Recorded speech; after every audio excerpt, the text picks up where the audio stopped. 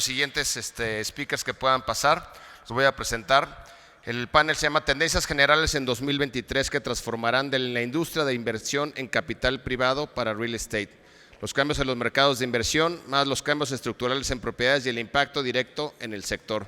Voy a pedir a Bárbara Ochoa, quien es la CEO en IGS, a Héctor Cleirán, que es director general adjunto en JLL México, a Nicolás Santa Cruz, que es director de adquisiciones en Gaba Capital, Eduardo Güemes, CEO en Walton Street Capital, y para moderar nuestro amigo Raúl Gallegos, que es el Managing Director de Portafolio Management en Credit Suisse y presidente de Amexcap, quien va a estar liderando todo este panel.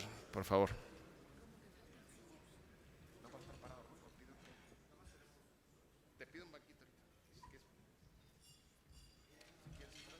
Aquí hay más micrófonos.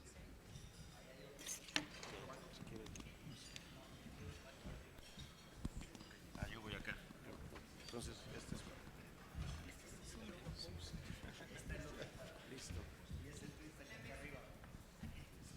Este, ¿no? Ok, buenísimo. Listo, pues muy buenos días a todos.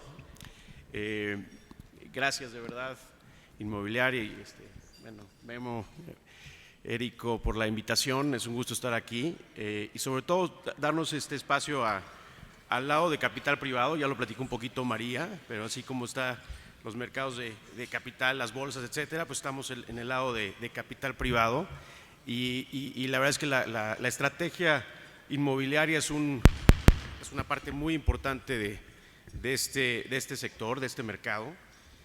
Les voy a dar unos pequeños datos.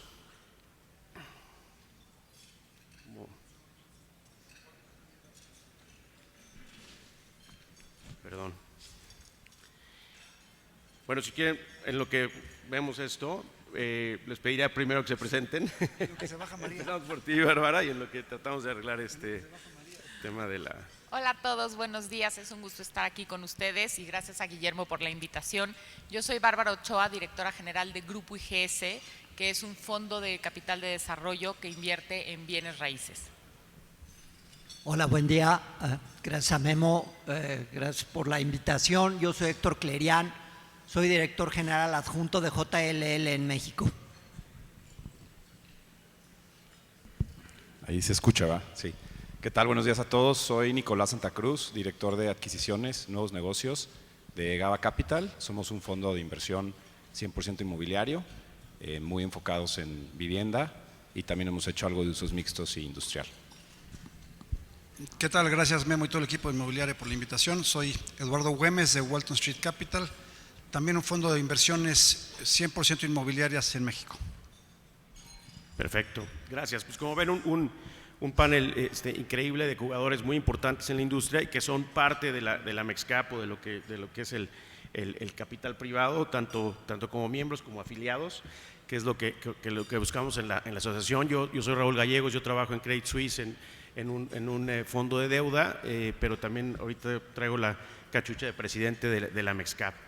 Un poquito de la asociación, es una asociación de más de 80 fondos, de hecho estos son datos a 2021, el año 2022 fue un buen año y mucha gente con el interés de sumarse a la asociación. Ya estamos prácticamente en 100 fondos miembros que representan las estrategias principales del capital privado, lo que es el capital emprendedor o venture capital, la parte de crecimiento private equity tradicional, el crédito privado, que es una estrategia que ha crecido bastante y donde pues hay muchas expectativas para complementar lo que son los bancos. Bienes raíces, que es la estrategia más importante, para alrededor de un 30% de lo que hay entre todos los fondos viene de la estrategia de inmobiliaria. Infraestructura y energía, que creció mucho hace unos años, ha estado un poquito deprimida recientemente, pero donde creemos que hay muchísimo que hacer y mucho que complementar al gobierno en planes de infraestructura en general. Y bueno, luego dos áreas que son complementarias a esto, que son los family offices y los LPs, que al final de cuentas pues son inversionistas de muchos de nosotros, ¿no?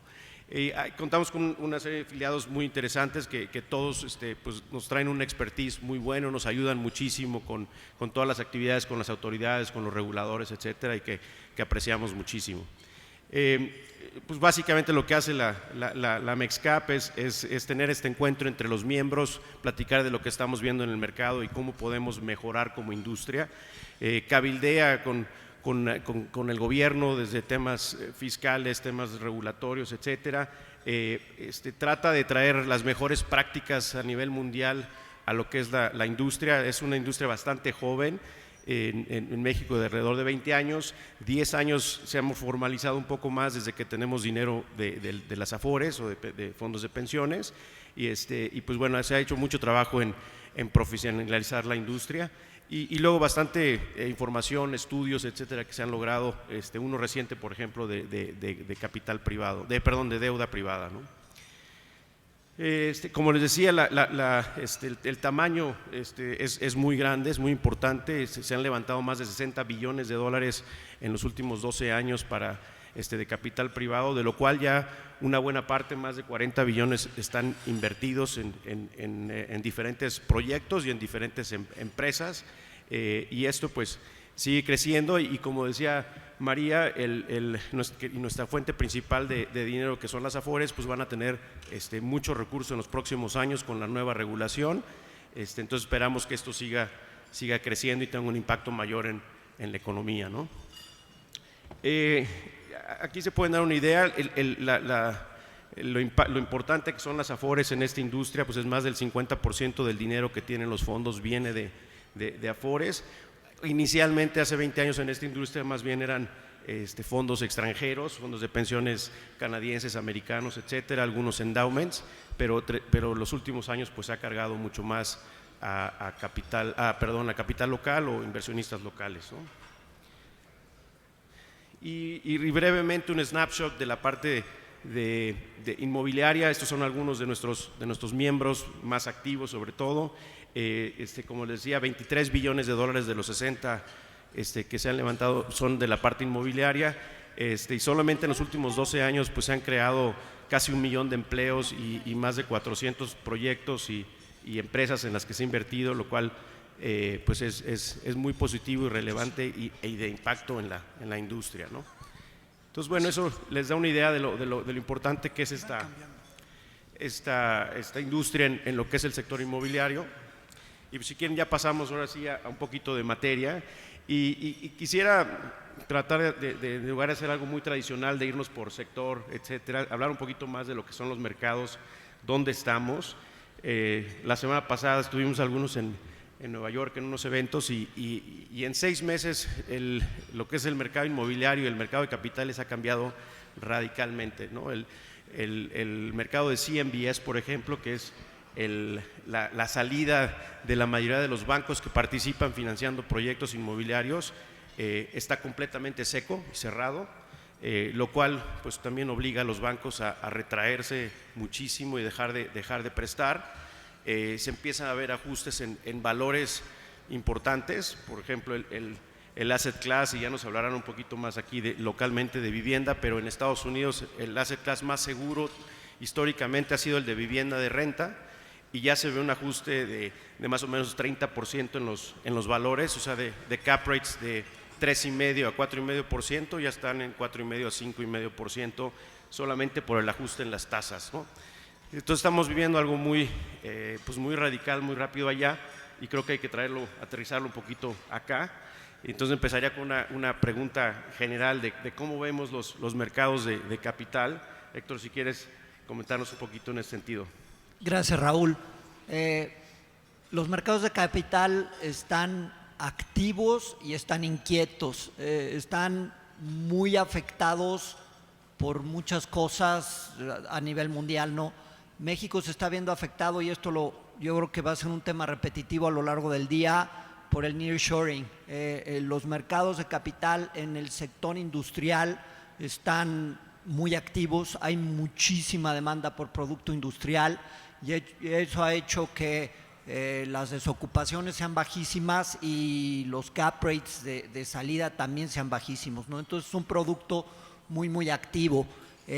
No es lo mismo con el tema de oficinas. Las oficinas hoy en los mercados principales del país, la Ciudad de México siendo por margen el más grande, tiene una desocupación de como aproximadamente el 24%, y eso ha hecho que se reduzcan las nuevas inversiones en oficinas, pero también ha hecho que haya dificultad o menos apetito por la compra de inmuebles ya rentados, ¿no? de transacciones de mercados de capital, en donde los inversionistas busquen comprar edificios de oficinas, principalmente por la incertidumbre del regreso, ¿no? Aunque sí estamos viendo mejores números en el mercado de oficinas, crecimiento en los índices de ocupación, sigue siendo muy incierto el regreso, sigue siendo muy prevalente el factor del trabajo en casa, del trabajo híbrido, y eso le ha dado mucha incertidumbre a los mercados de capital en el tema de oficinas. No ayuda nada las tasas, la inflación. Claramente lo que estamos viendo en el grupo de Capital Markets de JLL es que la inflación va a bajar. Eso es una visión claramente expresada por todos los gobiernos. La van a bajar a fuerza de subir tasas de interés, y esas tasas de interés afectan directamente a los mercados de capital. Entonces, lo que estamos viendo en JLL es, y no me voy a meter al tema de vivienda, dejo en ese tema Nico, pero en los temas de industrial muy activo por factores externos a las tasas, que es el nearshoring. Toda la competencia, todos los problemas de Estados Unidos con China han hecho que vengan a México industrias. Eso sigue creciendo y eso mantiene muy activos los mercados de capital en el tema industrial. Oficinas incierto, y lo que estamos viendo es en hoteles mucha actividad, en resorts, en producto que está denominado en dólares, y mucho menos actividad en hoteles de business class, ¿no? Entonces, ese sería una overview rápido de cómo estamos viendo los mercados, Raúl. Bien, gracias, Héctor. Eduardo, complementando un poquito lo que decía Héctor, o sea, del lado industrial se ve claramente todavía mucha actividad. ¿Lo ves de inversionistas locales principalmente, o ves también participación de extranjeros? A ver, antes que nada, creo que regresando al tema que decía Héctor, sí hay mucho más volatilidad y mucho más incertidumbre, pero tampoco hemos visto la afectación que se vio en Estados Unidos, porque tampoco vimos la euforia tal vez que se vio en Estados Unidos, ¿no? Al tener un mercado menos líquido, con menos participantes, no tuvimos los cap rates en el suelo que tuvieron en Estados Unidos, no tuvimos las tasas en cero que tuvieron. Entonces, ahorita claramente se ha alentado por eso, pero creo que ha sido menos dramático el cambio que es lo que está viendo en Estados Unidos.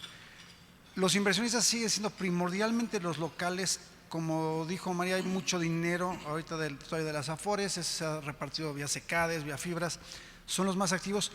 Cada vez vemos más participantes extranjeros, cuando menos muy interesados en el tema. El tema del nearshoring sí es un tema que impactado parcialmente por la pandemia, exacerbado de manera muy importante por la guerra, que está haciendo que las estrategias de largo plazo de las compañías requieran una participación más cercana al mercado más grande que tienen, que es Estados Unidos. Y eso pues está permeando también ya del usuario y se está llevando hacia el inversionista. Habiendo dicho eso, seguimos sin ver, cada vez hay más participación y ves en proyectos más chicos, pero siempre ha habido la amenaza cuando hay ventas de portafolios grandes que finalmente van a entrar los grandotes, porque es un portafolio que les permite establecer una base en México, que es apetitoso, y sin embargo a la hora de jalar el gatillo, como que hoy por hoy nosotros seguimos sin verlo, ¿no? Sigue siendo más participación nacional. Okay. Pues entonces parecería que el sector industrial todavía tiene runway. Tú también participas, Bárbara, en este sector. Quisiera preguntarte, ¿así lo ves? O sea, con ese futuro todavía bueno, y ves algún ajuste ya en valores o en temas inclusive de desarrollo en base a lo que ha subido la inflación, lo que están las tasas de interés, o requerimientos de retorno que te estén pidiendo tus inversionistas? Pues mira, sin duda yo veo un sector industrial muy caliente, con una demanda muy grande, impulsada sobre todo por este efecto que comentaba, el del nearshoring, y sin embargo la oferta está más limitada. Hay ciudades como Ciudad Juárez que ya no hay tantos espacios disponibles para hacer nuevas naves. Sí hemos notado un aumento en la renta por pie cuadrado, yo diría que hasta del 20% en algunas ubicaciones, y esto debido principalmente al exceso de oferta y al aumento en los costos de materiales. El costo de reposición hoy está siendo mayor que antes, y esto pues impulsa a que las rentas de los nuevos edificios clase A se puedan colocar a un precio mayor. Sí creo que va a seguir booming este mercado, veo la oferta que todavía no se equipara a la demanda tan grande que estamos teniendo. Sí veo que sigue creciendo este apetito. Oye, y nada más en ese punto, creo que también, no se nos olvide, esta alza de tasa, perdón, de rentas, viene también de un rezago enorme, que durante años no se subían las rentas. Digo, las rentas estuvieron prácticamente estables en dólares durante, diría Héctor que sí se acuerda, décadas, ¿no? Entonces ahorita pues, están subiendo muchísimo. Pues sí, yo diría casi que apenas haciendo catch-up, porque si tú tuvieras tus proyecciones que iban a subir con inflación americana, era muy raro el mercado que lo logró, y yo te diría que ninguno. Sí, el tema es que antes pues estabas comprando una propiedad a un 7 de cap y tu deuda la podías conseguir a 4%, 4,5%, y tenías un spread. Oye, ¿esa me la firmas? Te la firmo.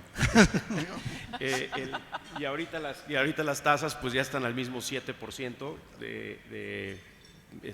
que los cap rates, ¿no? Entonces es donde empieza a jugar la matemática. Y en ese sentido, o sea, preguntarles, o sea, ¿ven algo nuevo, diferente de las Afores, sus inversionistas pidiendo? O sea, sé que están activos buscando todavía meter dinero en el sector, ya sea vía los mismos CECADES que están o nuevos, o inclusive en algunas oportunidades coinvertir en proyectos directamente. ¿Siguen viendo ese apetito o ha cambiado algo del lado de los inversionistas, principalmente las Afores? Pues en mi experiencia siguen muy interesadas en el sector industrial, creo que es de sus favoritos, y les gusta, uno, porque las rentas son en dólares, entonces tienen un cash flow en moneda extranjera que les gusta. Siguen siendo muy atractivos los retornos en este sector y ven la demanda pues casi garantizada. Entonces sí es un sector que les atraiga mucho. Hay otros sectores que platicaremos después que les cuesta un poquito más de trabajo, pero que también se ven oportunidades a futuro. Y lo que sí te diría de las Afores es que las veo mucho más sofisticadas que antes. Hacen un análisis mucho más profundo, se toman mucho más tiempo en decidir qué inversión sí, qué inversión no, y yo diría que sus equipos de inversión están un poco limitados, entonces no tienen el personal necesario para evaluar todas las oportunidades que les están llegando. Sí, yo creo que nosotros actualmente administramos un CECADE y antes de eso administramos 3 fondos de capital privado más tipo family office. Familias.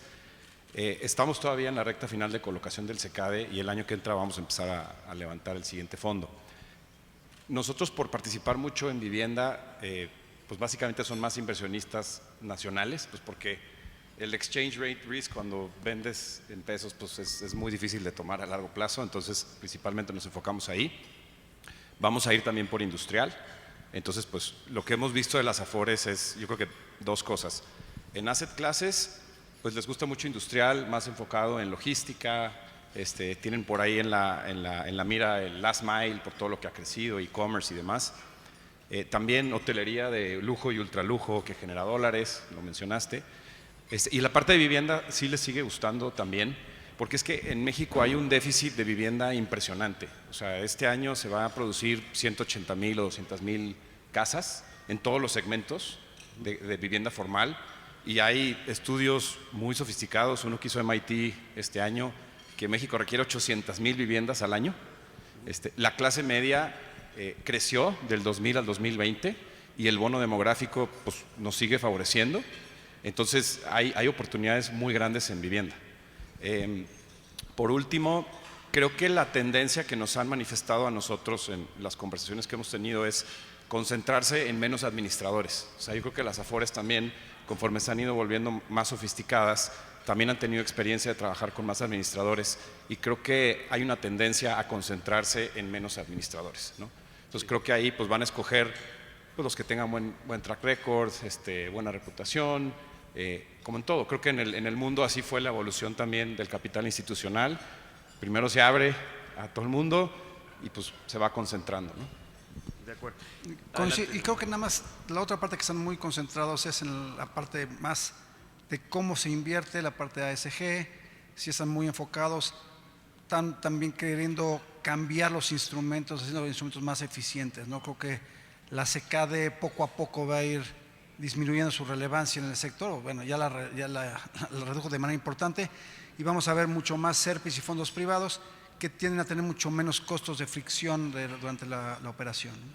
Y en cuanto a condiciones que están requiriendo las Afores o los inversionistas de retorno, etcétera, ven o de fees, ven un cambio importante o todavía no hay un ajuste como tal. Creo que sí ha habido un ajuste importante en el tema de comisiones, y creo que eso va a seguir. Creo que seguimos siendo un problema de una dependencia de un grupo pequeño de inversionistas. Creo que en cuanto realmente logremos traer inversionistas extranjeros y sea un pool de inversionistas realmente diverso, aquellos administradores que hayan tenido un track record importante van a poder fijar un poco más sus condiciones y realmente abrir un mercado. Ahorita pues ahora sí que mira, hay de vainilla y chocolate y se nos acabó el chocolate, si quieres. Entonces, la verdad es que va a ser bien difícil. En el tema de retornos, creo que es un tema más de pragmatismo, ¿no? De, oye, pues a ver qué da y por eso es que están muy enfocados, como decía Nico, oye, ¿qué sectores me eliminan riesgo cambiario, han sido más estables? Y ahí el atractivo que hasta ahorita ven en la parte industrial, están viendo el bump que están dando en los hoteles. Los hoteles, la verdad es que siempre ha sido un tema mucho más cíclico. Ahorita estamos en el high y todo el mundo está muy contento. Welcome to the party al rato, ¿no? Entonces, creo que esa parte son bastante pragmáticos, pero en la parte de fees sí se vuelven más dogmáticos que pragmáticos. Yo creo que el otro punto es el tema de la profundidad de mercados. A diferencia de Estados Unidos, en México hay sectores en donde no hay tanta intercambio de operaciones. Hoy nosotros seguimos viendo que cualquier producto rentado en casi en cualquier sector es atractivo. ¿Por qué? Porque hay mucho dinero levantado en México que se tiene que quedar en México, ¿no? Las Afores, fuera del segmento que sacan a través de las SERPIs, las Afores, los family offices, todos estos inversionistas diseñados para invertir en México están buscando activamente producto, y ese producto hay mercados en donde no hay mucho. En oficinas hay bien poquito trading. ¿Por qué? Porque tradicionalmente las oficinas están en grupos patrimoniales que tienden a conservar, entonces no hay mucha venta de oficinas. Por eso cuando sale un portafolio industrial es tan competido, y no hemos visto, al punto de Eduardo, un incremento en los caps que debería ir aparejado a las tasas, ¿no? Simplemente es la escasez de producto hace que esa competencia te genere que el cap baje. Claro. Y digo, perdón, nada más, en esa parte, no sé si ustedes también ven que hay poca diferenciación de inversionistas, ¿no? Una cosa que es fascinante en Estados Unidos, está el cuate que invierte en edificios comerciales clase B en Oklahoma y no se sale de ahí. Pero si tú tienes un strip mall en Oklahoma, sabes a quién venderle. Aquí todos vamos tras lo mismo.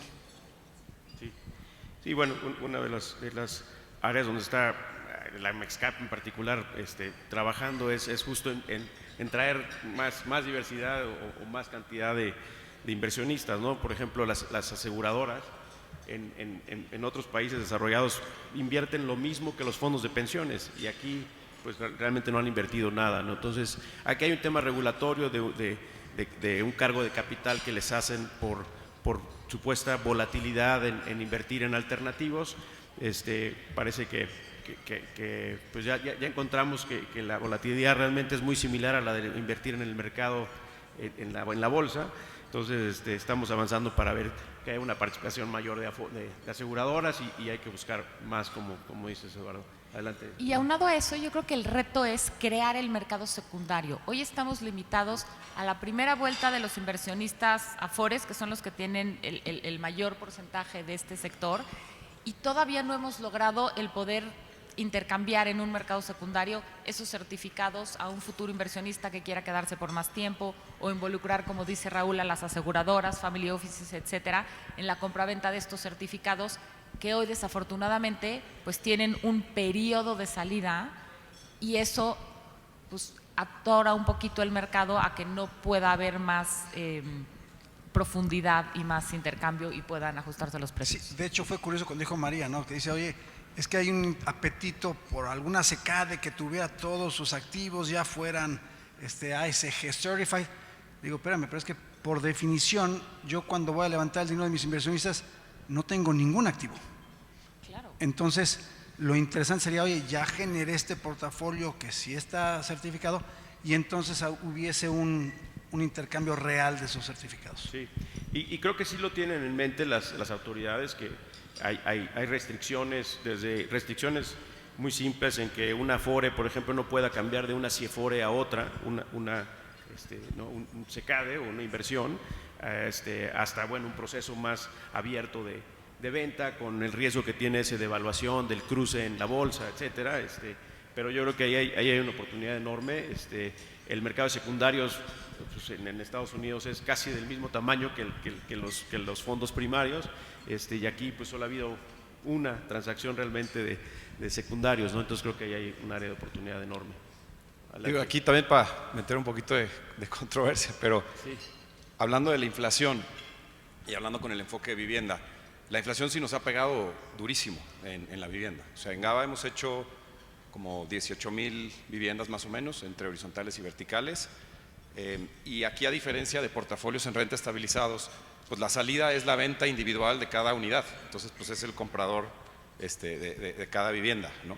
Entonces, en la pandemia, de la vivienda de 1 a 5 millones, que es lo que principalmente hemos hecho, lo de abajo de 2 millones en la pandemia sorpresivamente se mantuvo muy bien. Digo, ustedes han hecho algo de vivienda, ahorita puede corroborar, compartimos experiencias, pero muy bien, o sea, y de hecho sorprendentemente bien.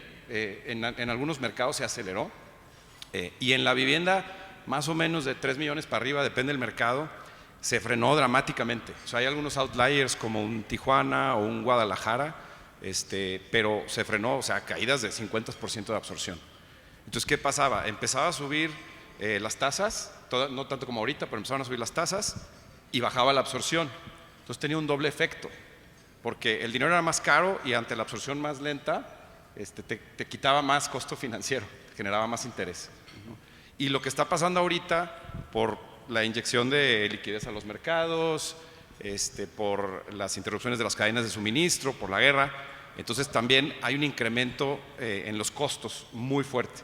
Nosotros hemos observado incrementos de 10, 15% anuales en los costos generales, en los costos duros, en algunas partidas 30%, que implica que le tengas que subir el precio a la casa 20 o 25%, y en ese segmento de vivienda media pues no le puedes trasladar ese costo al comprador, ¿no?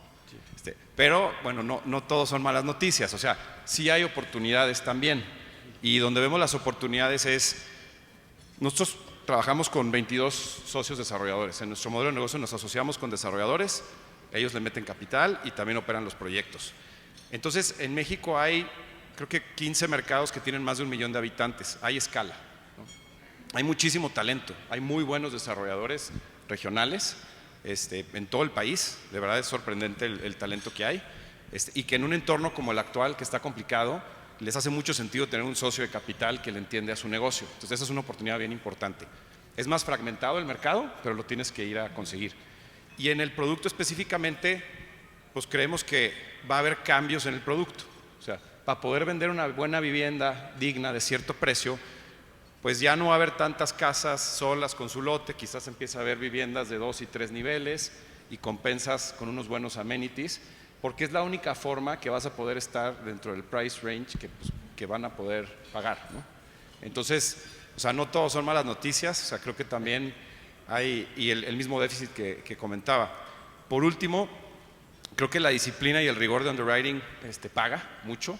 Nosotros siempre hemos visto las inversiones que sean buenos deals sin palanca y luego que la palanca lo optimice.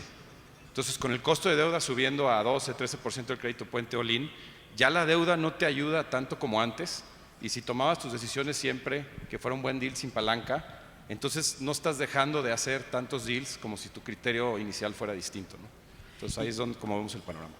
Y bueno, también han hecho vivienda, Eduardo, en Walton, nada más tal vez de un segmento superior, y también ustedes, Bárbara. Pero entonces, ¿qué pasa con el resto de la vivienda? O sea, con la vivienda de 4 millones para arriba, eso ya, ¿qué va a pasar, no? Si ya no se está vendiendo y antes lo vendías a inversionistas que luego lo rentaban, o ¿qué pasa con ese segmento?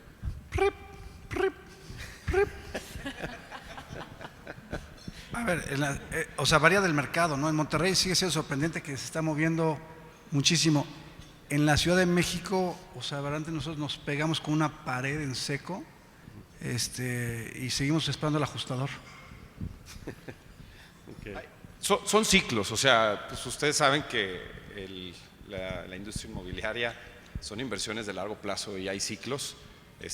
Definitivamente hay correcciones, ya las veníamos viendo porque cuando el comprador era un inversionista no se fijaba tanto en el producto, y cuando los precios de venta venían subiendo y lo que hiciera se vendiera, pues no había mucho énfasis en un buen producto, en una buena ubicación, en que esté realmente bien comprada la tierra.